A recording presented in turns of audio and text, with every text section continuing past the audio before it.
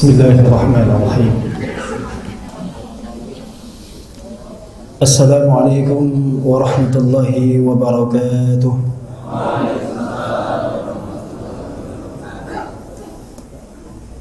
Alhamdulillahi rabbil alamin.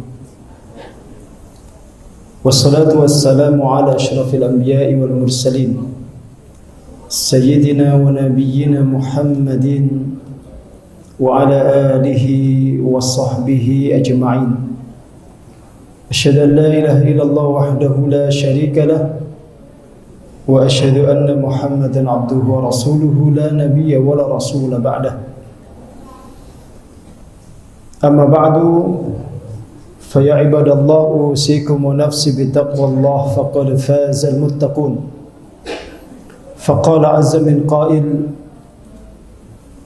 يا أيها الذين آمنوا اتقوا الله حق تقاته ولا تموتن إلا وأنتم مسلمون.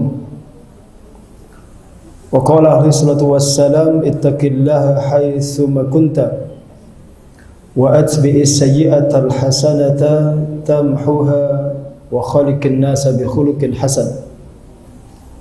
معاشر المسلمين وزمرة المؤمنين rahimakumullah. Alhamdulillah, segala puja dan puji hanya milik Allah Rabb semesta alam, yang pagi ini mengumpulkan kita di majelis ini dalam kondisi sehat walafiat insyaallah ta'ala. Mari tidak bosan, tidak lupa kita selalu bersyukur pada Allah Subhanahu wa ta'ala atas berbagai nikmat yang Allah Subhanahu wa ta'ala curah limpahkan kepada kita semua, wabil khusus nikmat iman dan nikmat Islam, juga nikmat kesehatan serta nikmat kesempatan untuk ngaji bareng pagi ini. Mudah-mudahan apa yang kita kaji menjadi ilmu yang bermanfaat, ilmu yang penuh barokah fiddin wa dunya wal akhirah. Salawat dan salam semoga selalu mengalir untuk junjungan kita Nabi besar Muhammad sallallahu alaihi wasallam. Semoga mengalir juga untuk keluarga beliau, istri-istri beliau, para sahabat, para tabi'in, tabi'ut tabi'in, dan untuk semua orang saleh yang berusaha mengikuti dan istiqomah dengan ajaran-ajaran beliau. Mudah-mudahan termasuk untuk kita semua. Bapak Ibu jemaah, syariat kurban yang sebentar lagi kita akan laksanakan sebenarnya adalah syariat yang sudah diwajibkan Allah atau diperintahkan Allah sejak manusia pertama. Dalam catatan Al-Quran di surah Al-Ma'idah ayat 27 sampai 31, yang Allah Subhanahu wa ta'ala memerintahkan Nabi Muhammad sallallahu alaihi wasallam untuk menyampaikan sejarah kurban itu kepada kita. Kata Allah Subhanahu wa ta'ala: "Watslu 'alaihim naba'a ibnai Adam bil haqq id qarraba qurbanan fatuqabbala min ahadihima wa lam yutaqabbal min al-akhar qala la aqtulannak qala innama yataqabbalu Allahu minal muttaqin."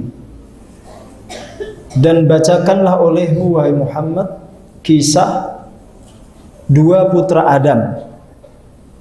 Ingatlah ketika keduanya mempersembahkan kurban. Itu catatan Quran. Ingatlah ketika keduanya mempersembahkan kurban, lalu diterima daripada salah satunya dan ditolak daripada yang lain. Yang kurbannya ditolak berkata, "Aku benar-benar akan membunuhmu." Sementara yang kurbannya diterima berkata, "Sesungguhnya Allah hanya menerima amal dari mereka yang bertakwa." Bapak Ibu, ini kisah Habil dan Qabil yang sudah masyhur kalau kita baca sejarah cerita Nabi Adam. Nabi Adam itu kan punya 22 anak. kembar. Jadi setiap lahir itu dua, laki perempuan. Setiap lahir laki perempuan. Salah dua atau salah satu ya? Salah dua. Anaknya Nabi Adam itu ada yang namanya Qabil. Qabil ini ganteng, tampan. Sementara Habil adiknya itu kurang ganteng. Ya, meskipun disebut kurang ganteng itu zaman dulu. Kalau zaman sekarang mungkin paling tampan. Kira-kira menurut jenengan manusia makin kesini itu makin tampan atau makin tidak tampan? Makin ganteng atau makin gak ganteng?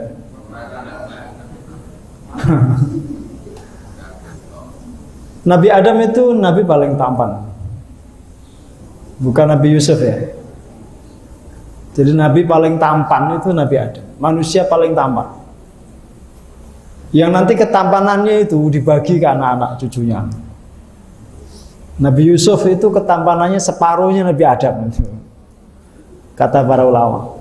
Itu saja sudah membuat tangan wanita-wanita Mesir itu putus. Ya, dalam kisah itu. Nah, Qabil ini singkat cerita dinikahkan oleh ayahnya dengan saudarinya Habil, kembarannya Habil. Karena dia tampan, dia merasa tidak adil dikawinkan dengan saudaranya Habil. Saudarinya Habil ini gak cantik, karena Habilnya gak cantik. Qabil itu tampan, kembarannya itu cantik. Nah, dia pengennya itu dapat kembarannya. Ganteng untuk ayu, tampan dapat cantik. Itu menurut dia adil. Tapi syariat zaman dulu enggak, disilang. Zaman dulu ya, kakaknya dapat adiknya itu. Sementara Habil menurut dia itu kurang tampan itu. Yo ora elek lah, yo. Tapi kurang tampan bagi dia. Saudarinya itu enggak cantik. Tapi Habil itu dapat saudarinya Qabil yang cantik gitu. Ya saya elek untuk ayu, saya ganteng untuk elek. Itu zaman dulu disilang gitu. Ya tentu kalau kita mau menerka ya hikmahnya itu biar ya nggak terlalu jelek kalau yang dapat jelek. Ya ada perbaikan genetika. Kan jenengan juga begitu. Jenengan kalau merasa kurang ganteng justru nyari yang cantik. Biar keturunan jenengan itu cantik atau ganteng. Paling enggak orang pati elek lah gitu loh. Nah jenengan yang cantik Mbak ya, nyari yang enggak terlalu tampan. Nanti nak nyari yang terlalu tampan nanti justru enggak adil. Ya suka nomor sekian itu, yang penting baik dulu. Dan yang penting laki-laki. Cuma hikmah yang sebenarnya itu tidak begitu sebenarnya. Itu ya ujian aja bagi manusia. Ujian. Wabil khusus itu ujian untuk Qabil. Dia taat gak sama ayahnya, dia taat gak sama Allah. Ternyata dia gak lulus. Dia merasa diperlakukan tidak adil. Dia protes, dia berontak. Terus kurang lebih itu Nabi Adam itu memberikan nasihat. Ketampanan itu ukurannya hati. Jadi simak baik-baik ya. Kecantikan itu ukurannya hati, bukan wajah, bukan postur, bukan rupa. Allah itu melihat hati kalian, bukan melihat rupa kalian. Sekarang kalian berkorban. Yang kurbannya diterima berarti dia secara hakikat, secara ilmu hakikat itu dia lebih tampan daripada yang ditolak. Maka wajar kalau dia mendapatkan istri yang lebih cantik. Terus keduanya mempersembahkan kurban. Dilalai. Ini dilalai bahasa Indonesianya apa? Kebetulan. Itu kurbannya Qabil itu nggak diterima. Kurbannya Habil yang diterima. Dalam riwayat itu kalau zaman dulu kurban diterima itu dia diangkat ke langit. Yang namanya hewan itu diangkat ke langit. Terus hilang, sirna gitu. Kurbannya Habil itu diterima, diangkat diterima oleh Allah. Sedangkan korbannya Qabil itu masih teronggok menjadi bangkai, busuk bahkan kemudian menjadi bangkai. Qabil itu merasa tidak terima. Terus dia mau bunuh saudaranya. Sebelum dibunuh, saudaranya itu memberikan satu nasihat. Itu konklusi kita beramal itu nanti jadikan pegangan betul. Kata Habil menasihati saudaranya itu, innama yataqabbalullahu minal muttaqin. Ketahuilah, sesungguhnya Allah itu hanya menerima amal dari orang-orang yang bertakwa. Itu persis yang disampaikan Allah juga di surat Al-Hajj. Kata Allah, la yanalallaha luhumuha wala dima'uha walakin yanaluhu taqwa minkum. Tidak pernah sampai kepada Allah darah dan daging kurban kalian itu. Yang sampai itu ketakwaan kalian. Berarti konklusinya itu, kesimpulannya itu kalau kita beramal, yang penting itu meluruskannya dulu. Bukan amalnya itu dulu. Yang paling penting dari amal itu niatnya dulu, bukan kaifiatnya. Ya kalau korban, yang penting motivasinya dulu benar, bukan besar kecilnya hewan. Itu pokok yang paling esensial. Maka Nabi Ibrahim pun ketika selesai bangun Ka'bah itu, jangan perhatikan nanti di surat Al-Baqarah ayat 129 itu. Dia selesai meninggikan fondasi Ka'bah seperti yang kita saksikan saat ini, ditemani oleh putra beliau Nabi Ismail. Itu yang dilakukan itu meminta kepada Allah agar amalnya itu diterima. Kata Allah, wa id yarfa'u Ibrahimul qawa'ida minal baiti wa Ismail. Terus Rabbana taqabbal minna innaka antas samiul alim. Ingatlah ketika Ibrahim dan Ismail selesai, bahasanya itu, meninggikan fondasi Ka'bah. Lalu keduanya berdoa, Rabbana, wahai Tuhan kami, taqabbal minna, terimalah amal kami. Innaka antas samiul alim. Sesungguhnya engkau maha mendengar lagi maha mengetahui. Padahal Nabi Ibrahim itu nabi ulul azmi. Abu Tauhid, bapak tauhid. Nabi terbaik disebut Khalilullah. Itu masih meminta agar amalnya diterima itu. Dan amal itu yang belum meminta agar diterima itu yang merintah juga Allah. Itu pelajaran. Maka kita ketika beramal itu obsesinya bagaimana caranya agar amal itu diterima. Itu lebih penting daripada cara kita mengamalkan sesuatu. Paham ya? Maka Nabi mengatakan apa? Innamal a'malu bin ya. Sehingga korban yang jenengan mau potong nanti itu pastikan niatnya benar dulu. Baru bahas syarat hewannya bagaimana, baru bahas cara nyembelihnya bagaimana, cara baginya bagaimana. Itu nomor sekian lah. Luruskan dulu niatnya. Maka kurban disebut korban itu karena taqarruban ilallah. Jadi niatnya itu untuk taqarrub kepada Allah. Maka disebut kurban. Dari kata qarraba yuqarribu, maknanya mendekatkan diri kepada Allah. Taqarraba yataqarrabu, itu maknanya mendekatkan diri. Anda memotong hewan, Anda potong di hari raya dengan syarat ketentuannya.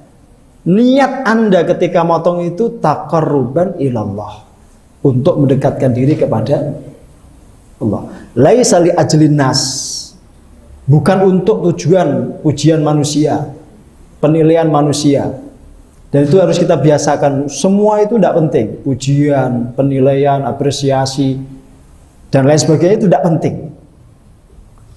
Sama sekali tidak penting. Dan jaringan kerja pun begitu. Penilaian pimpinan itu menurut jaringan penting, aslinya juga penting. Asli tidak penting. Yang paling penting itu Allah menilai jenengan itu amanah. Menilai jenengan itu orang yang ihsan. Menilai jenengan orang yang bertanggung jawab itu lebih penting. Karena kalau menurut jenengan penilaian pimpinan itu penting, jenengan akan melakukan amal dengan kepura-puraan. Jenengan akan bekerja dengan kepura-puraan. Akan punya dua wajah jenengan itu. Di depan pimpinan jenengan punya wajah A, di belakangnya jenengan punya wajah B. Dan itu orang yang paling tidak disukai Nabi itu, Dzul Wajhain, pemilik dua wajah itu, paling tidak disukai Nabi itu.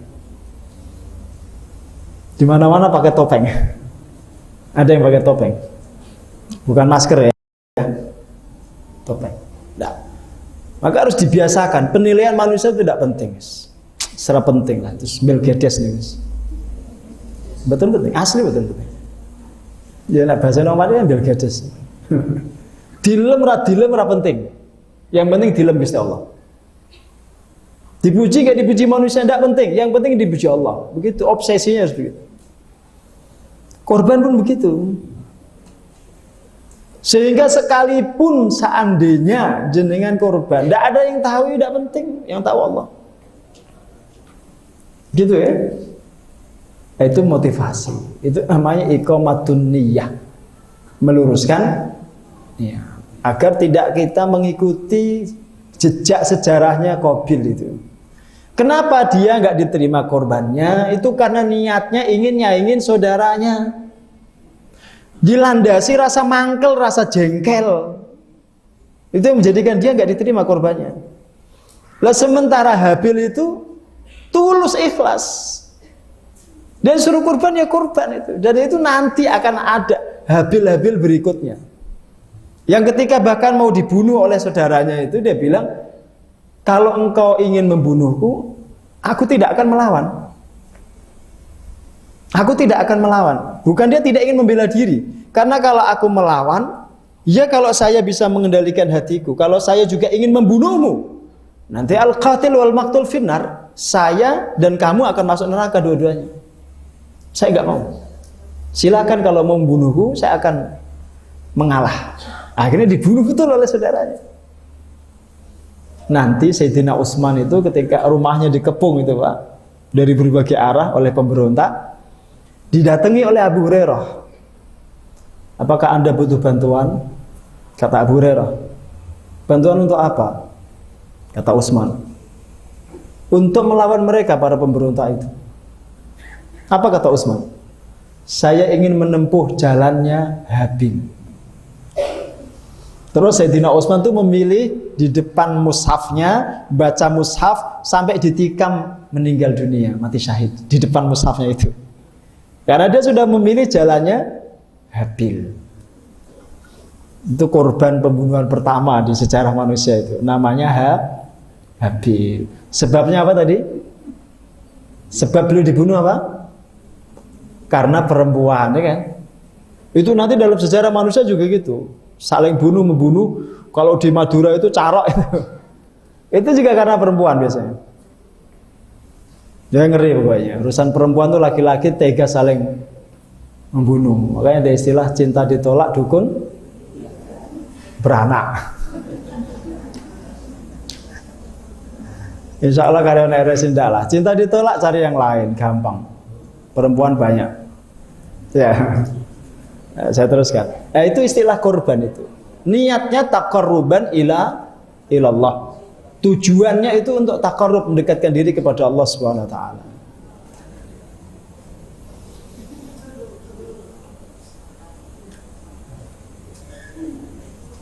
Harga kambing dengan harga mobil itu mahal mana, Pak?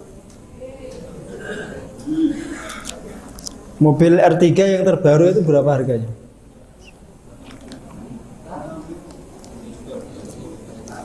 Jangan searching berapa ratus juta. Harga kambing berapa Pak? Yang standar bagus 4 juta dapat. Dapat ya. Tapi banyak orang bisa beli mobil, nggak bisa beli kambing. Iya. Banyak orang bisa beli mobil, tapi beli kambing korban betul saged. Dan jangan-jangan ada orangnya di sini.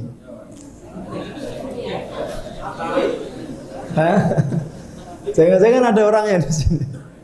Dewas tak rasani itu loh, makanya saya ngomong apa adanya dulu. Biasanya itu gini, ada orang-orang tertentu yang tidak paham apa yang akan dia tinggalkan itu lebih diutamakan daripada yang akan menemani dia. Kan kata Nabi, yatba'ul mayyita salasatun, ada 3 hal yang akan mengiringi mayit.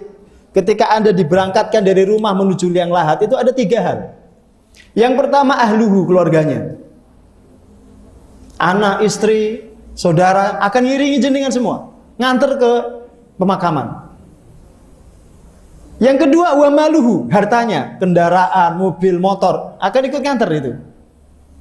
Yang ketiga wa amaluhu, amalnya. Yarji'u isnan, kata Nabi, yang 2 itu akan kembali, tidak mungkin menemani jenengan di alam kubur itu. Sekalipun istri jenengan cinta betul sama jenengan, tidak mau dia temani. Maka gak ada istilah cinta sehidup semati itu, mboten. Niku huak. Ndak ada. Ngapusin niku asli. Niku suami nembe gombal niku, Bu. Sekalipun Pak Habibie ya, dengan Bu Ainun itu kan sampai difilmkan kan kisah cintanya itu. Tetap Bu Ainun meninggal, Pak Habibie masih hidup, ndak mungkin nemeni. Gitu? Berarti kan cinta sehidup semati itu ndak ada, kecuali arwani kudus. Betul itu. Pagi belum meninggal, sore istrinya nyusul dalam waktu 1 hari, tidak mau berlama-lama. Nah itu sejarah para kiai. Nanti saya juga begitu, Pak. Saya meninggal, istri saya nyusul. Tapi mungkin 2 tahun, 3 tahun setelah saya. Atau sebaliknya.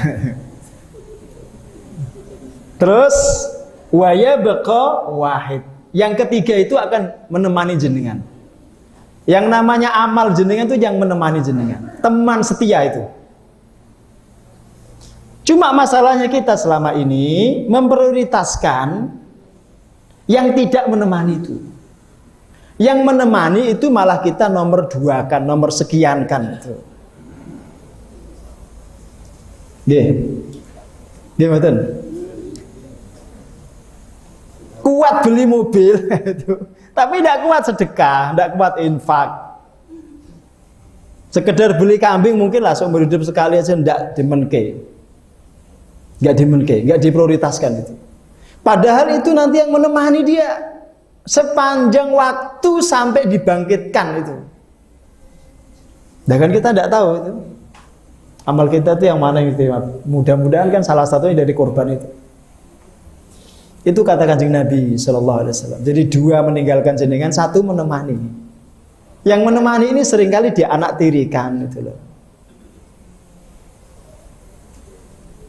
Bangun rumah itu penting betul. Penting. Jenengan sebagai suami, bahkan sebaiknya sebelum anak-anak jenengan itu gede harus punya rumah yang nyaman, yang representatif, yang layak.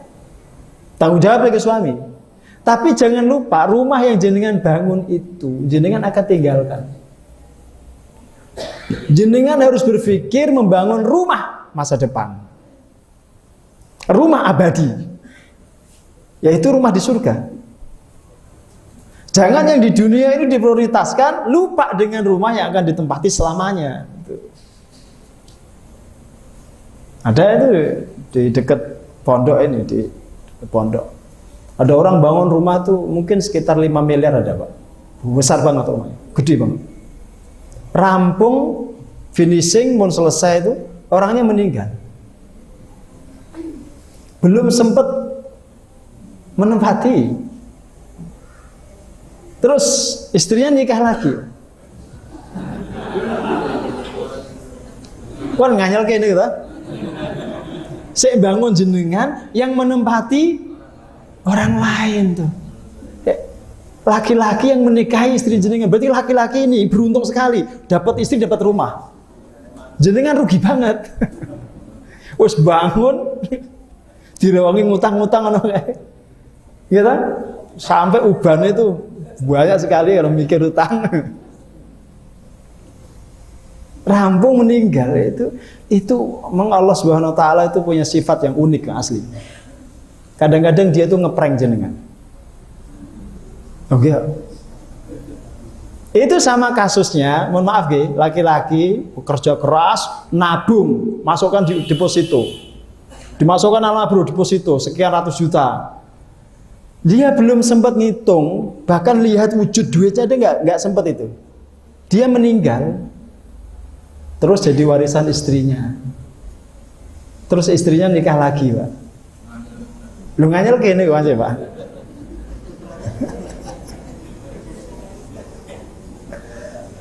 Lagi, kenapa saya contohkan yang meninggal duluan itu suami? Mohon maaf, itu berdasarkan riset.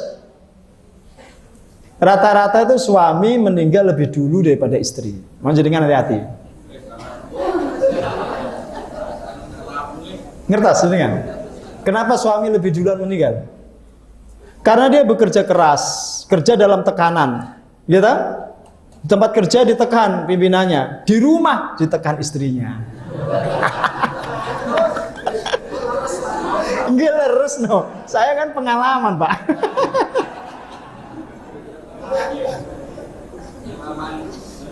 Apalagi kalau istrinya itu mak lampir, gua lah epol. Gua di tempat kerja ngenes, di rumah ngenes. Makanya pelariannya ke angkringan. Kalau enggak ke rawa Jombor, mancing itu semalaman ditakoni. Ngapa Mas mancing sampai malam-malam? Niki niatnya betul mancing, menghindari mak lampir. Saya penting ramasiat lah jenengan. Saya penting ramasiat ora zina pun sae niku jenengan. Wis pelariannya gitu, ke angkringan, mancing di rawa Jombor. Nah kesel wis jenengan wis glundang-glundung nek musala. Nah niku riset Kak, nggih. Jadi yang meninggal duluan itu rata-rata suami. Asli itu riset itu. Sepertinya juga jenengan duluan daripada saya. Ya jenengan dulu.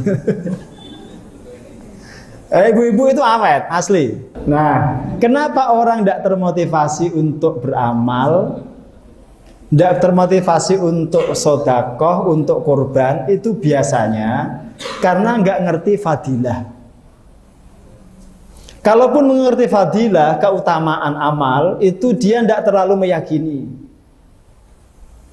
Makanya basis agama itu keyakinan selain ilmu. Ada orang tahu tapi tidak terlalu yakin. Nah ini soal keyakinan. Kalau jenengan meyakini yang disampaikan Nabi, jenengan akan giat beramal. Termasuk korban. Jenengan akan giat. Kalau meyakini. Loh kalau yang saya bacakan ini nanti, rata-rata jenengan sudah tahu. Tapi soalnya tidak boleh sekedar tahu, yakin boten. Dengan janji yang disampaikan Nabi itu yakin atau enggak itu. Makin yakin makin semangat. Ya, kurang yakin ya kurang semangat gitu. Termasuk ngaji seperti ini. Ini jangan sampai karena diprogram. Saya tahu wajah-wajah orang yang terpaksa itu. Saya tahu wajah-wajah yang terpaksa. Aslinya gak seneng ngaji. Dipaksa program. Akhirnya dipaksa untuk kebaikan. Itu napa-napa. Jenengan tersesat di jalan yang benar. Tidak masalah. Wah, Ustaz tak suudon. Bukan suudon, saya itu wasis orangnya. Saya bisa membaca wajah-wajah saya aslinya rasa mengaji. Ketok. Wajahnya ketok maksudnya. Nah, saya bacakan gini ya. Jenengan resapi betul. Qala Nabi sallallahu alaihi wasallam, ma'amila adamiyun min amalin yawman nahri ahabu ilallahi min ihraqid dam. Tidak ada amalan yang dilakukan seorang manusia pada hari nahar. Hari nahar itu 10 Dzulhijjah itu. Yang lebih dicintai Allah daripada mengalirkan darah. Maksudnya menyembelih kurban. Jenengan pengen boten ditresani Gusti Allah. Pengen apa pengen banget? Lah itu ujiannya korban. Yang mencintai pasti memberi hadiah terbaik. Yang mencintai pasti rela berkorban. Maka suami, kenapa begitu kuat dia bekerja, begitu semangat dia keluar rumah untuk mencari nafkah? Karena dia mencintai anak istrinya. Untuk direwangi ngeluh Pak, asli koyok yang punggung 25 salon pas. Loro gak dirasa ibaratnya nggih. Kesel ayo gak dirasa, tetep aja kerja. Itu karena dia mencintai anak istrinya. Dia berjuang untuk mereka. Dia berkorban, menghabiskan usia muda untuk mereka. Itu karena rasa cinta. Orang beriman juga begitu. Kalau dia betul mencintai Allah, dia berkorban untuk Allah. Sampai dia mengikrarkan itu. Qul inna salati wa nusuki wa mahyaya wa mamati lillahi rabbil alamin. Itu kan ikrar. Katakanlah sesungguhnya solatku, korbanku, hidupku dan matiku untuk Allah Rabb semesta alam. Maka orang zaman dulu jangankan kambing, jangankan hewan, nyawa pun diberikan untuk agama. Ibaratnya gitu. Zaman dulu itu. Berkorban nyawa pun direwangi, dilakoni itu. Maka mereka jihad. Dan dipanggil untuk jihad itu mereka seperti diundang makan siang. Brul, itu semua berangkat. Nggak ada yang melipir boten, nggak ada. Dia ngoten. Nah, kalau sekarang kita diundang pengajian, mestinya lebih semangat itu. Jangan semangat ngadiri Deni Caknan. Nggak semangat ngadiri pengajian. Di mana-mana balihonya Deni Caknan itu. Oke. Wah semangat itu. Ngaji harus lebih semangat itu. Begitu. Karena fadilahnya itu. Wong jenengan duduk menyimak, yang kesel kan saya, yang ceramah saya. Gitu. Wes ndak snack. Oke. Ndak minum, wes, ndak ilmu, keluar itu jenengan dapat pahala yang disebut Nabi lebih baik daripada onta merah. Jadi sekedar duduk itu. Bahkan majelis thalabul ilmi seperti ini dikatakan Nabi itu riyadul jannah. Idza marartum bi riyadil jannah farta'u. Kalau kalian melewati taman surga itu, mampirlah kalian. Jadi disebut taman surga itu jenengan ketika duduk di majelis, jenengan sedang ada di taman surga. Tercatat nama jenengan di sana sudah. Jenengan sedang login. Nggih, login surga. Daftar masuk surga itu, daftar ulang masuk surga. Jelas ya? Lah mau jenengan ngaji rutin, nama jenengan tuh makin jelas di sana, terdaftar itu. Semua ahli surga sudah membahas jenengan. Ini si fulan nanti akan bersama kita di sini. Malaikat sudah mencantumkan nama jenengan. Lah gitu kok males. Tidak menghadiri Deni Caknan. Gak ada hadis ya Pak niku. Tidak ada hadis ya. Itu salah satu cara kita mendapatkan cintanya Allah itu berkorban. Maka berkorban itu secara normatif dianjurkan dengan hewan yang terbaik. Yang namanya hadiah. Jadi kan kalau memberi hadiah kepada istri itu kasih hadiah yang terbaik. Meskipun tidak harus termahal, yang terbaik. Yang tidak ada cacat sama sekali di situ. Cek betul. Nah, hewan korban pun begitu. Terus kata Nabi, "Innaha la ta'ti yaumal qiyamati bi quruniha wa ash'ariha wa adlafiha." Sesungguhnya hewan kurban itu kelak pada hari kiamat akan datang lengkap dengan tanduknya, dengan bulunya, dengan kuku-kukunya. Yaitu isyarat tadi. Karena dulu Anda memilih hewan kurban yang terbaik, yang sempurna, yang tidak cacat, maka ketika dia datang di hari kiamat menjadi saksi amal jenengan, dia datang pun dengan sempurna. Dan ini saya sering menyampaikan, jangan dilogika. Karena kalau dilogika tidak ketemu. Karena kurban itu dagingnya sudah jenengan makan. Gitu, mun telas. Kok bisa datang lagi di hari kiamat? Itu kuasa Allah. Yaitu kuasa Allah. Untuk apa? Menjadi saksi. Ya Allah, si fulan dulu betul-betul berusaha mencintaimu. Buktinya dia berkorban. Aku ini korban dia. Ya Allah, berikan syafaat untuknya. Dia merayu Allah. Dia merayu Allah. Lalu siapa tahu itu di antara amal yang membuat jenengan tuh layak masuk surga itu loh. Maka kita kan harus punya banyak variasi amal. Kalau ndak ini, sebab yang ini. Kalau ndak yang ini, yang ini. Sampai Imam Syafi'i itu dalam satu riwayat disebut, ada seorang ulama besar setelah beliau meninggal itu mimpi bertemu dengan Imam Syafi'i. Bertemu dengan Imam Syafi'i. Terus beliau bertanya, wahai guru, bagaimana Allah memperlakukan dirimu setelah engkau meninggal? Kata Imam Syafi'i, aku didudukkan di tempat yang sangat mulia. Aku ditemani oleh orang-orang yang mulia. Aku dipanggil dengan nama mulia. Terus tanya, orang itu tanya, apa gerangan amal yang menjadikan engkau begitu dimuliakan Allah di akhirat? Apakah karena sholat Anda? Apakah karena puasa Anda? Apakah karena taklim Anda? Anda punya murid sekian ribu orang? Kata Imam Syafi'i, boten. Ternyata sebabnya itu sederhana, kata beliau. Karena sholawat yang aku tulis di kitab Ar-Risalah. Kitab Ar-Risalah itu kitab usul fikih pertama di dunia. Beliau kan menulis itu, wassallallahu ala sayyidina Muhammadin wa ala alihi wa sahbihi ajma'in. Ternyata sholawat itu ketika jenengan ngaji kitab Ar-Risalah kan selalu jenengan baca. Itu yang menjadikan beliau disyafaati kanjeng Nabi, dimuliakan sedemikian rupa. Gur karena sholawat. Nah kan jenengan paling ndak itu kalau jenengan punya rumah, tulisi sholawat.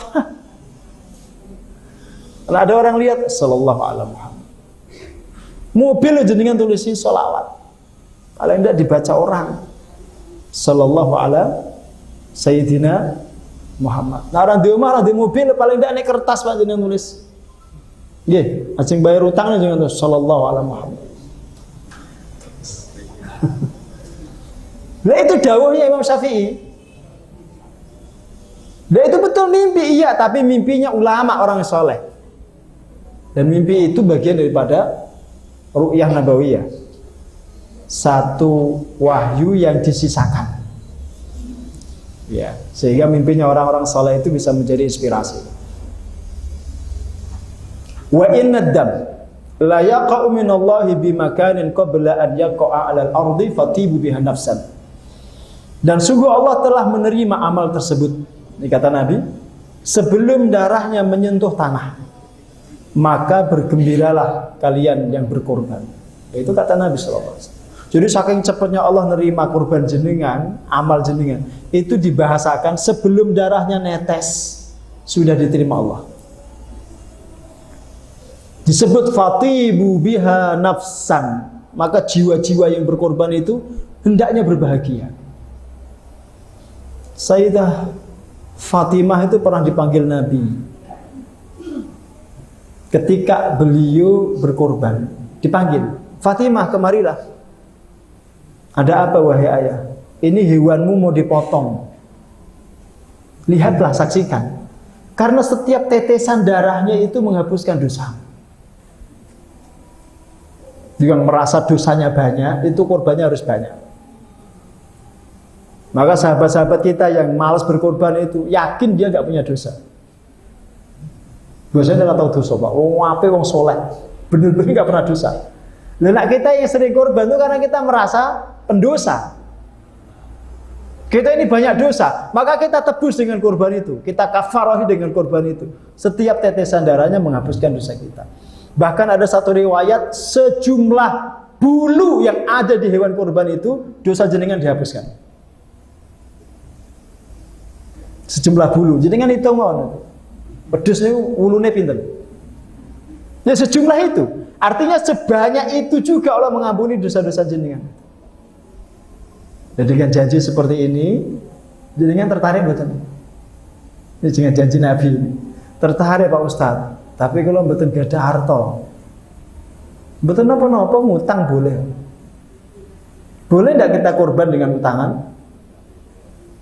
Boleh betul? Nah, saya bacakan. Ini ada fatwa. Nah, ini ya. Saya bacakan ya. Ini masalah yang sering ditanyakan. Nah ini, arisan korban, boleh tidak itu? Saya bacakan ya. Ini karena banyak pertanyaan, sering kali ditanyakan. Sebagian ulama menganjurkan untuk berkorban meskipun harus hutang. Di antara mereka adalah Imam Abu Hatim. Sebagaimana dinukil oleh Ibnu Katsir dari Sufyan Ats-Tsauri. Jadi nanti cek di tafsir Ibnu Katsir. Jadi Imam Abu Hatim itu sampai bahasanya direwangi utang ben iso korban. Demikian pula Imam Ahmad di dalam masalah akikah. Kalau ada orang punya anak, tidak punya duit, pengen akikah, nggak punya duit, silahkan Anda hutang dulu. Yang penting bayar. Terus beliau mengatakan begini, beliau menyarankan agar orang yang tidak memiliki biaya akikah agar berhutang dalam rangka menghidupkan sunnah akikah di hari ke-7 setelah kelahiran. Dianjurkan. Gitu. Kalau urusan akikah diperbolehkan ngutang, urusan korban juga boleh. Nah, kiasnya begitu. Sampai Sufyan Ats-Tsauri itu berkata begini, dulu Abu Hatim pernah berhutang untuk membeli unta korban. Terus beliau ditanya, kamu kok berhutang untuk beli unta korban itu gimana? Beliau menjawab, saya mendengar Allah berfirman, lakum fiha khair. Di dalam korban itu untuk kalian terdapat kebaikan yang banyak. Karena disebut lakum fiha khair, ada khair di dalam korban itu, maka ketika aku tidak punya duit, ya saya ngutang dulu. Yang penting saya bisa korban tahun itu. Nanti tak bayar setelah itu. Nah itulah juga yang mendasari kalau ada orang tanya, boleh tidak kita haji dengan uang talangan? Boleh. Mau jenengan ngerokok utangnya itu. Masa gue haji dah itu. Lebih bagus mana itu? Utang untuk haji atau utang untuk merokok? Lah kalau ditimbang lah.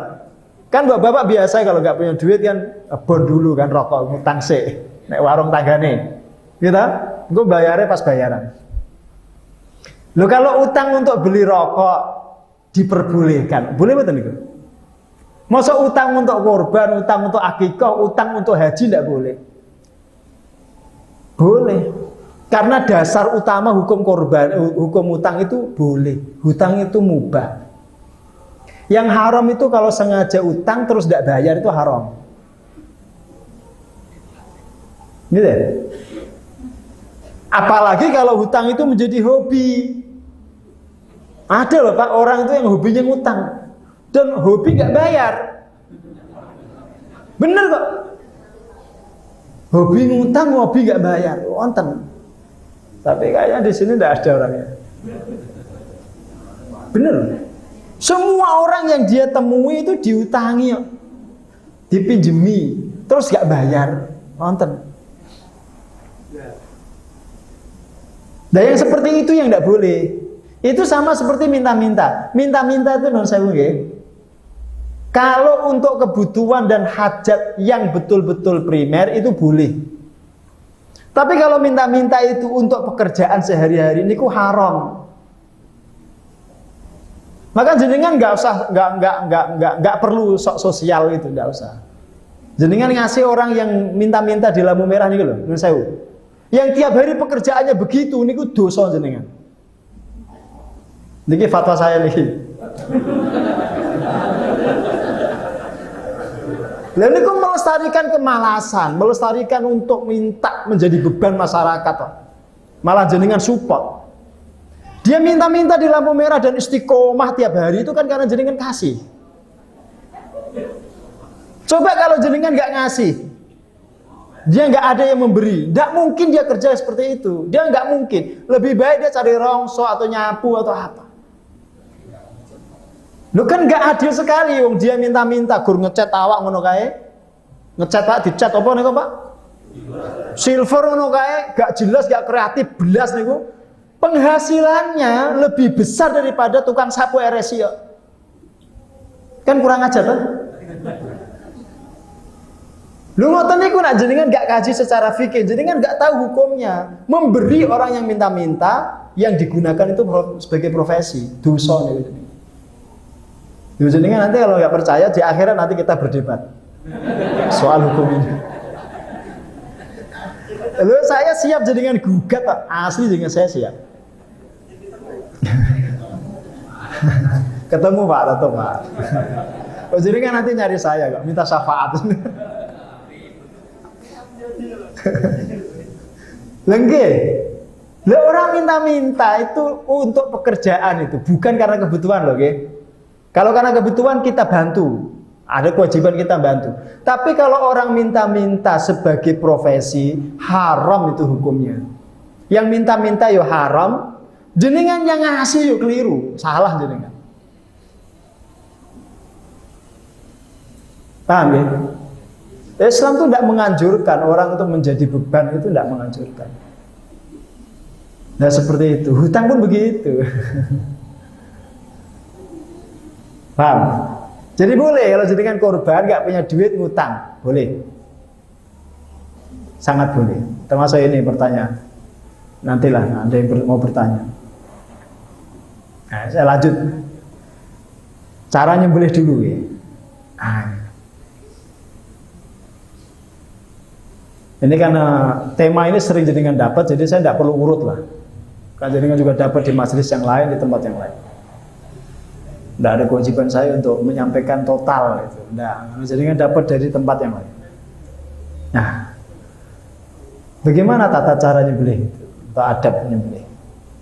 Kalau sahibul kurban itu bisa nyembelih sendiri, itu dianjurkan nyembelih sendiri, Pak. Tentu pahalanya lebih besar. Afdolnya motong sendiri. Tapi kalau tidak bisa, diwakilkan. Ketika hewannya dipotong, dianjurkan dia datang menyaksikan. Seperti yang tadi saya ceritakan ketika Nabi memanggil Sayyidah Fatimah tadi. Yang berikutnya, hendaknya pisaunya itu jenengan tajamkan. Jangan pakai pisau yang tumpul. Maka dibiasakan laki-laki muslim sudah balik itu Pak ya, itu punya pisau beleh di rumah. Punya pisau yang memang dipakai untuk menyembelih hewan. Laki-laki itu harus begitu. Agar jantan maskulin ya. Laki-laki gak pernah beleh niku kata saya teng Prambanan niku lho.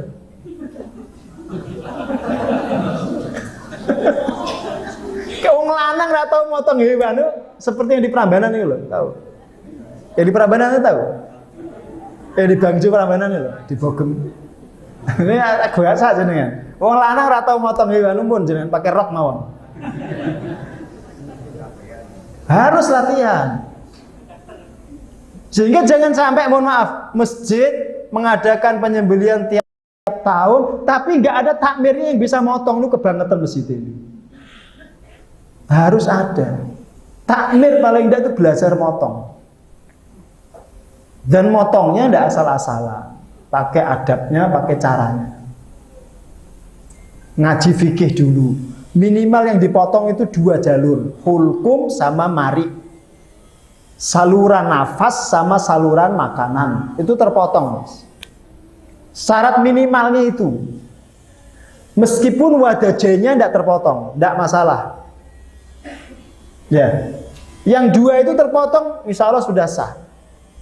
Nah kalau jenengan beli ayam, nun sewu, ayam yang di pasar itu, jenengan tingali, jenengan periksa lehernya. Kalau lehernya cuma dipotong jakunya, cek, gitu, itu tidak sah itu, bangkai ini.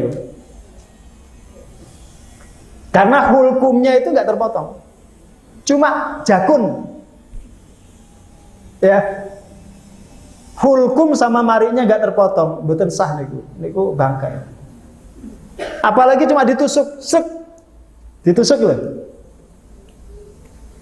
Termasuk orang yang nggak paham, hewan belum mati itu, biasanya ayam itu, dulu mati Pak, baru dipotong, langsung dilempar ke air panas. bangkai ini. Betul sah. Matinya karena direbus itu, bukan karena lukanya. Makanya kalau usaha pemotongan ayam itu jenengan harus ngerti syariat. Harus ngerti syariat. Nggak boleh sembarangan. Lalu kalau nggak tahu bagaimana Ustaz? Ya kalau nggak tahu ya nggak ada hukumnya, nggak tahu. Ya makanya kalau jenengan beli ayam potong dewe Pak. Tumbas, tempekan, dan potong sendiri. Lebih safety, lebih aman. Nah alatnya ditajamkan. Dan dipotonglah itu marik dan hulkumnya. Ya, paling tidak 2 itu. Kemudian hewan ini dibaringkan di atas lambung sebelah kiri. Diarahkan ke kiblat. Kemudian pisaunya ditekan yang kuat. Mohon maaf, sebagian orang tuh kalau nggak pengalaman itu biasanya pisaunya diangkat, dibalikin lagi, diangkat, dibalikin lagi. Boten, itu cara yang keliru. Jadi diposisikan pisau itu ditekan itu ke bawah ini. Set. Itu tidak usah diangkat pun sudah putus. Kalau masih belum putus, ditarik tapi dipepetkan ke batangnya. Jadi jangan diangkat. Agar gak jadi bangkai. Jadi teman-teman yang tukang sembelih itu harus ngasih training itu. Kalau enggak nanti banyak yang motongnya keliru. Oh, saya pernah lihat itu. Mohon maaf, pemotongan di salah satu masjid itu salah. Tak tegur tapi ngeyel. Wis penting mati Pak Ustaz ya. Nek penting mati yang jenengan jiritnya mati ya. Lah ya nek penting mati ya, dijirit mau ora mati. Mboten ada caranya. Termasuk ketika jenengan mau nguliti, mau motong-motong itu tunggu sampai betul-betul mati. Jangan motong-motong hewan yang belum betul-betul mati. Karena ada dawuh Kanjeng Nabi, "Maquti aminal bahimati wa hiya hayyatun fa huwa maitah." Apa-apa yang dipotong dari hewan yang masih hidup statusnya maitah, bangkai. Maka biarkan dulu sampai tenang dulu. Betul-betul sempurna sakratul mautnya. Tenang baru jenengan potongi, jenengan kuliti. Dipastikan. Apa hukumnya baca bismillah ketika kita motong? Menurut Abu Hanifah, menurut Imam Malik, menurut Ahmad bin Hambal, membaca bismillah sebelum motong itu wajib. Menurut Imam Syafi'i sunnah muakkad. Jadi kalaupun tidak baca bismillah, menurut Imam Syafi'i hewannya itu halal. Asal yang motong orang Islam. Dalilnya apa? Dalilnya ayat 5 itu surat Al-Maidah. Ayat 5 surat Al-Maidah itu menegaskan sembelihan ahli kitab Yahudi Nasrani niku halal. Padahal ahli kitab Yahudi Nasrani ketika motong itu tidak baca bismillah. Orang Kristen tidak motong, asal dipotong Pak hewannya ya, dan motongnya benar, itu sembelihannya halal menurut ayat 5 surat Al-Maidah itu. Kalau sembelihannya orang Kristen saja halal, apalagi sembelihan orang Islam. Itu kiasnya. Sehingga dalam mazhab Syafi'i membaca bismillah ketika motong itu tidak wajib, tapi sunnah. Sedangkan membaca takbirnya bismillahi Allahu Akbar, takbirnya itu semua ulama sepakat itu hukumnya sunnah. Asal jangan baca bismillah pun cekap nih. Terus didoakan lah. Ada lafaz doanya. Itu salah satunya. Hadza minka walaka. Ini riwayat Abu Dawud. Ketika jadi bismillah Allahu Akbar, hadza minka walaka ya Rabb. Ini darimu dan untukmu wahai Allah. Satu, itu cara mengakatkan korban agar menjadi tadi kul inna salati wa nusuki wa mahyaya wa mamati lillahi rabbil alamin. Hadza minka walaka anni au an fulan. Ada tambahan di situ anni untukku atau an fulan, disebutkan nama orangnya yang korban itu. Ya. Ada juga riwayat Allahumma taqabbal minni wa min fulan. Ya Allah, terimalah kurban ini dariku dan dari si fulan atau dari si fulan, sebutkan namanya. Makanya biasanya sahibul kurban ditulis di situ di lehernya kambing kan, ditulis. agar dibacakan ketika dipotong itu. Wallahu a'lam bishawab. Kalau ada pertanyaan dipersilakan. Moga kalau ada pertanyaan. Bismillah.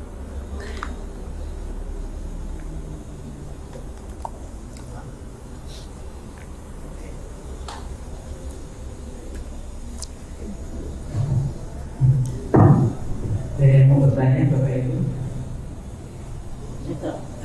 Moga silakan.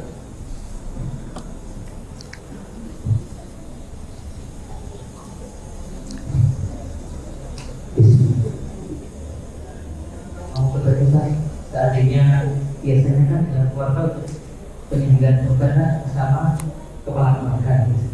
Tapi dari pihak istri atau anak itu pulang-pulang tahu ya yang bicara itu tangannya keluarga karena kepala keluarga terus gitu loh. Kalau seandainya diganti nama anaknya atau ibunya atau memang harus kepala keluarga terus. Terima kasih. Yang punya duit siapa?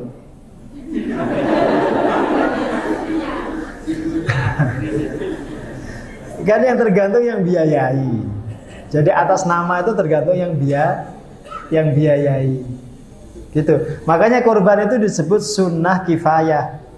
Istilah sunnah kifayah itu bahasa riwayat kana ar-rajulu fi ahdi Rasulillah yudhahi bisyati anhu wa an ahli baitihi. Dulu ada seorang laki-laki di zaman Rasulullah menyembelih satu ekor kambing untuk dirinya dan untuk keluarganya. Itu sebutan sunnah kifayah. Satu amalan sunnah yang dilakukan satu orang mewakili keluarganya. Fayakuluna wa yat'amuna hatta tabahan nas fasara kama tara. Mereka memakan dagingnya itu dan memberikan kepada orang lain sampai kondisi manusia berkecukupan seperti yang kalian lihat saat ini. Itu istilah sunnah kifayah. Artinya kalau ayah berkorban itu otomatis untuk anak istrinya. Sehingga ibadah itu dasarnya bukan puas tidak puas. Dasarnya wonten dalile kok. Maka saya bukakan ini dalilnya ini. Sehingga nggak perlu seandainya tahun ini ayahnya, besok istrinya, besok lagi anaknya. Nah wes entek keluargane mboten berkorban meleh. Udah semua kok. Kan semua sudah. Berarti setelah semua sudah, tidak lagi berkorban. Umpamanya di rumah itu ada 5 orang, 5 tahun kan pun selesai. Berarti setelah itu tidak korban lagi. Maka yang keluar duit untuk beli kambing itu siapa? Ya itu aja yang di atas namakan. Otomatis dalilnya begitu Pak. Anaknya, istrinya itu insya Allah otomatis dapat pahala juga yang sama. Maka dianjurkan kalau kita motong itu juga disebut keluarga tadi. Allahumma taqabbal hadza anni wa an ahli baiti. Disertakan itu. Ya Allah terimalah kurban ini untukku dan untuk keluargaku. Sehingga nanti dapat itu anak istrinya juga insya Allah dapat pahalanya. Tapi kalau yang keluar biaya, yang ngetoknya duit itu istrinya, itu atas nama istrinya. Nggih, wong duitnya istri. Dia pengen atas nama dia sendiri, ya nggak ada larangan. Berarti suaminya kurban atas nama dia sendiri. Boleh. Semakin banyak makin boleh. Aslinya, ya aslinya ini. Aslinya amal itu kan, amal soleh itu kan nafsi-nafsi aslinya Pak. Aslinya itu. Tapi kalau istri mau mamanya ya, ini berhubung karena kepala keluarganya ayah nggak ada duit, udah duitnya istri kasihkan ayah. Biar ayah yang kurban. Oh itu jangan luar biasa, itu istri yang sholihah sekali. Nggak ada tandingannya itu, pakai shot Pak. Jadi nggak sekedar sholihah, itu sholihah. Dianjurkan, boleh. Gitu Mas. Oke, monggo. Monggo, oke.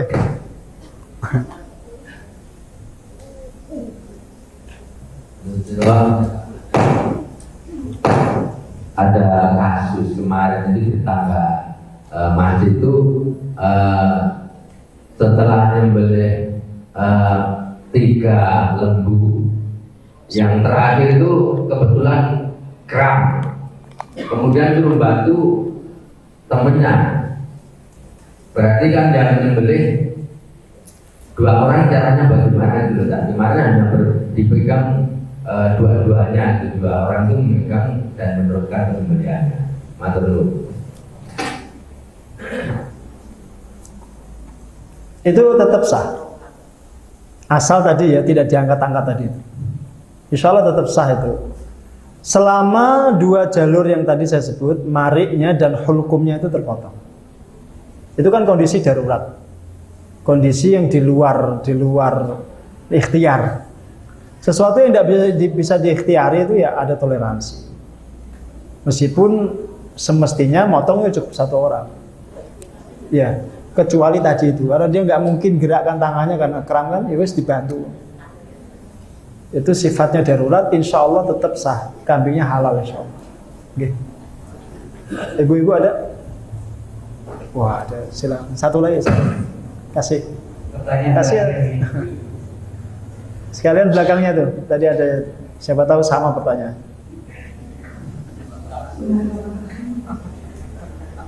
Mohon penjelasannya tentang pembagian hewan kurban.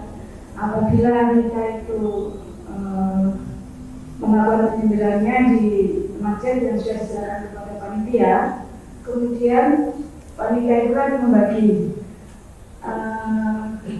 satu banyak, satu untuk si A, si B, si C, tapi dua untuk si A, si B, si C.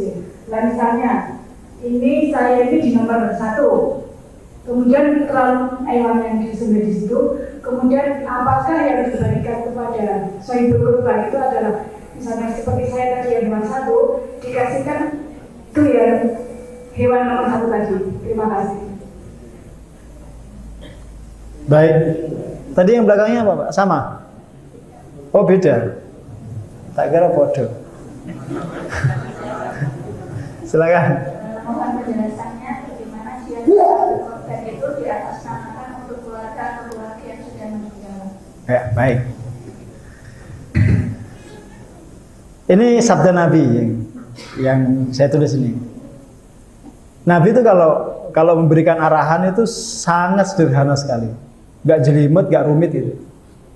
Bahasa beliau cuma begini, kulu wa at'imu waddakhiru. Kulu makanlah, wa at'imu berikan makan, waddakhiru dan simpanlah. Jadi sepertiga itu dimakan di hari itu, dipakai untuk makan-makan itu. Maka jangan lucu jenengan, motong hewan kurban tapi sarape gudangan. Itu lucu. Ya tidak apa-apa itu dimakan untuk kegiatan saat itu, dimakan bersama betul napa-napa. Itu justru diperintahkan Nabi. Karena hari tasyrik itu hari makan minum, hari takbiran. Ayyamu tasyrik, ayyamu aklin wa syurbin wa dzikrillah. Motong hewan kurban ya sarapannya makan siangnya pakai hewan kurban. Jadi kan kalau motong hewan kurban itu harusnya lebih pagi. Waktu duha, sholat, motong. Sarapannya itu pakai kurban itu mesti. Tapi selak ngelih tau jenengan. Maksudnya ora kuat ngelih jenengan. Terus yang kedua, wa at'imu dan berikanlah makan. Itu makna lainnya sedekahkan pada fakir miskin. Beri makan fakir miskin. Sepertiganya disedekahkan. Itu yang ada peran sosialnya ya di situ, sepertiga itu. Jadi tidak sepenuhnya untuk fakir miskin, boten. Bahkan yang sepertiga lagi simpanlah. Itu hak sahibul kurban. Simpan itu maksudnya bawa pulang. Gitu loh. Bolehlah kamu kasih hadiah tetanggamu, saudaramu. Ya meskipun tetanggamu itu tidak Islam tuh kasih tidak apa-apa. Enggak ada larangan itu. Boleh. Itu dari kalimat waddakhiru itu tadi. Simpan. Tapi jangan sampai menaun ya. Nyimpan korban sampai setahun. Mau dimasukin daging lagi, daging yang tahun lalu masih itu jangan. Itu kebangetan. Ya cetil itu. Wonten. Jadi fosil. Lah itu arahan Nabi itu cuma begitu, gitu loh. Dan kalau kita membaca daripada arahan Nabi ini ya dari hewan yang kita korbankan. Bukan dari hewannya orang lain. Maka mana yang hewan yang rombongan kita itu ditandai, itu yang kita ambil. Jangan rombongan orang lain. Nggih. Jadi dari hewan yang memang dipotong atas nama kita gitu. Jelas ya? Kalau itu bukan hewan kurban kita ya jangan. Karena kalimat Nabi ini kan untuk hewan yang kita potong sebenarnya. Oke. Kemudian kurban atas nama mayit. Ini sudah saya tulis.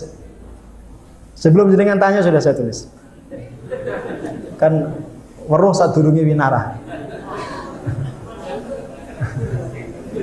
Jangan perhatikan ya, ini kalimat ini dari nukilan kitab ini, saya terjemahkan. Jika mayit berwasiat atau bernadar, pernah nadar korban atau wasiat korban, maka seluruh ulama sepakat korban atas nama mayit itu boleh. Bahkan yang namanya nadar itu ya wajib ditunaikan. Kalau tidak bisa karena dia sudah meninggal, ya ahli warisnya yang menunaikan. Itu kan korban atas nama mayit. Itu tidak ada perselisihan. Tidak ada satupun ulama yang menolak pendapat itu. Kalau mayitnya pernah bernadar atau dia pernah berwasiat. Lengko nak aku mati korban ke ya. Umpamanya itu jadi wajib. Tapi kalau mayit tidak pernah berwasiat, tidak pernah bernadar, maka ulama berbeda pendapat. Ada yang mengatakan boleh, yang mengatakan tidak. Yang bilang boleh, yaitu sebagiannya mazhab Hambali. Yang tidak boleh itu mazhab Syafi'i. Jadi kalau jenengan mazhab Syafi'i, oke itu. Jenengan mazhabnya apa? Ora jelas. Ya pun, ora jelas malah enak. Enggak. Nah jelas malah enak jenengan kudu konsisten no. Jenengan nak subuh kunut berarti Syafi'i. Kudu mengikuti pendapat beliau. Gak tekan iku nak jenengan korban atas nama mayit. Nah jenengan meyakini sampai berarti jenengan mazhabnya Hambali. Tapi kok subuh kunutan, berarti ora jelas. Nah kita ini rata-rata kan tidak jelas bermadzhab toh. Alias kita beragama ini biasanya tanpa madzhab, gitu. Boten karena nggak pernah ngaji. Kalaupun ngaji nggak runtut ikut madzhab itu loh, gitu. Ngaji sama ustadz ini madzhabnya ini, ngaji sama ustadz itu madzhabnya itu, terus malah nggak jelas. Tapi dalam ketidakjelasan itu ada kemudahan. Makanya pelihara ketidakjelasan itu. Nah terus ini cara mentarjih nih. Namun pendapat yang terkuat di kalangan para ulama diperbolehkan dan pahalanya insya Allah sampai. Dalilnya anna Rasulullah sallallahu alaihi wasallam doha bikabsyaini ahaduhuma an nafsihi wal akhar amman lam yasih min ummatihi amman lam yudhahi min ummatihi. Nabi itu pernah berkorban dengan 2 ekor kibas. Yang satu di atas namakan diri beliau, yang satu di atas namakan umatnya yang tidak berkorban. Lah umat Nabi itu siapa? Yang pernah sejaman dengan Nabi saja atau setelahnya? Atau yang sudah meninggal? Semua umat yang istijabah dengan dakwahnya Nabi itu umatnya. Berarti termasuk kita sebelum lahir itu sudah di-saving pahala korbannya Nabi. Berarti boleh toh korban untuk mayit. Bahkan yang belum lahir pun disebut di sini untuk umatnya yang tidak berkorban. Don, termasuk orang kaya yang nggak berkorban itu dikasih Nabi pahala yang apian Nabi itu. Oke. Orang kaya nggak berkorban untuk pahala dari korbannya Nabi. Jelas ya? Wallahu a'lam.